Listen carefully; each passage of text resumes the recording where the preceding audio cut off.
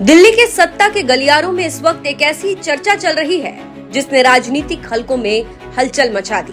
संसद के मॉनसून सत्र से ठीक पहले मोदी सरकार में बड़े कैबिनेट फेरबदल की अटकलें तेज हैं। इसी के साथ एक और दावा भी लगातार तैर रहा है कि क्या केंद्रीय गृह मंत्री अमित शाह को उप प्रधानमंत्री बनाया जा सकता है। क्या उन्हें सरकार में कोई नया सुपर रोल मिलने वाला है। हालांकि सबसे पहले एक बात साफ कर देना जरूरी है कि केंद्र सरकार या बीजेपी की ओर से ऐसी किसी नियुक्ति या पदोन्नति की कोई आधिकारिक घोषणा नहीं हुई।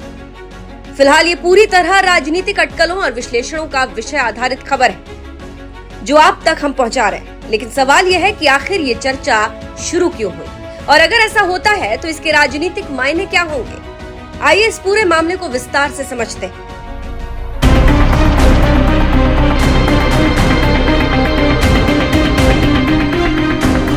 मोदी सरकार का हर कैबिनेट विस्तार केवल मंत्रियों की अदला बदली नहीं होता, बल्कि उसके पीछे आने वाले चुनावों और राजनीतिक संदेशों की पूरी रणनीति छिपी होती है। 2029 के लोकसभा चुनाव में अभी समय, लेकिन राजनीति में तैयारी बहुत पहले शुरू हो जाती है। इसी बीच सोशल मीडिया प्लेटफॉर्म एक्स पर राजनीतिक टिप्पणीकार समीर चौगांवकर ने एक पोस्ट लिखी जिसने इस बहस को और हवा दे दी।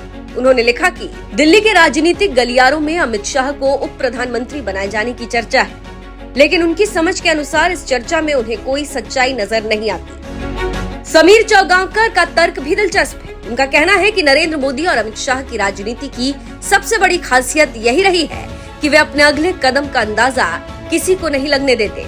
अगर भविष्य की कोई बड़ी रणनीति होती भी है तो उसकी भनक सार्वजनिक तौर पर शायद ही कभी लगती है। अब हम आपको चौगांवकर के इस तर्क को राजनीतिक नजरिए से समझाते हैं। अगर आज अमित शाह को उप प्रधानमंत्री बनाया जाता है तो विपक्ष और राजनीतिक विश्लेषक इसे किस तरह देखेंगे। बहुत से लोग ये संदेश निकाल सकते हैं कि बीजेपी ने 2029 के बाद के नेतृत्व को लेकर संकेत देना शुरू कर दिया है। मतलब यह है कि चर्चा इस ओर मुड़ सकती है कि क्या नरेंद्र मोदी के बाद पार्टी का चेहरा अमित शाह होंगे। यही वो राजनीतिक विमर्श है जिससे शायद भाजपा फिलहाल बचना चाहे, क्योंकि 2029 का चुनाव यदि नरेंद्र मोदी के नेतृत्व में लड़ा जाना है तो पूरी चुनावी बहस भी उन्हीं के इर्द गिर्द रहना भाजपा की रणनीति का हिस्सा हो सकती है। राजनीति में प्रतीकों का बहुत महत्व होता है। उप प्रधानमंत्री का पद संविधान में अनिवार्य नहीं है, लेकिन जब भी किसी नेता को ये जिम्मेदारी दी जाती है तो उसके राजनीतिक संदेश निकाले जाते हैं। ऐसे में यदि अमित शाह को ये पद मिलता है तो राजनीतिक गलियारों में ये सवाल और तेज हो सकता है कि क्या भाजपा भविष्य के नेतृत्व का संकेत दे रही। हालांकि ये केवल राजनीतिक विश्लेषण है, ऐसा कोई आधिकारिक संकेत फिलहाल सामने नहीं आया है। दूसरा बड़ा सवाल विपक्ष से जुड़ा है। यदि बीजेपी अभी से अमित शाह को प्रधानमंत्री बनाती है तो विपक्ष इसे अपने राजनीतिक अभियान का मुद्दा बना सकता है। विपक्ष ये कह सकता है कि बीजेपी ने 2029 के बाद की उत्तराधिकार की राजनीति शुरू कर दी। इससे बीजेपी के खिलाफ नए राजनीतिक नैरेटिव भी बन सकते हैं। यही वजह है कि कई विश्लेषक मानते हैं कि अगर बीजेपी के पास भविष्य की कोई बड़ी रणनीति भी होगी तो वो उसे समय आने पर ही सार्वजनिक करेगी। ये भी समझना जरूरी है कि अमित शाह पहले से ही सरकार के सबसे प्रभावशाली नेताओं में गिने जाते हैं। वे केंद्रीय गृह मंत्री हैं, सहकारिता मंत्रालय भी उनके पास है।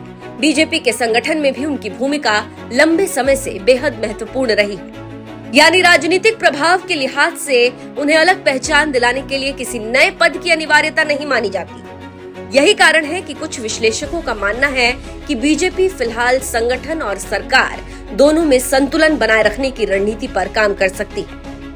कैबिनेट विस्तार होता है तो उसमें क्षेत्रीय संतुलन, सामाजिक समीकरण, चुनावी राज्यों का प्रतिनिधित्व और सहयोगी दलों की भूमिका जैसे कई पहलुओं को प्राथमिकता मिल सकती है। सिर्फ एक पद को लेकर पूरी रणनीति तय होगी, ऐसा मान लेना जल्दबाजी होगी।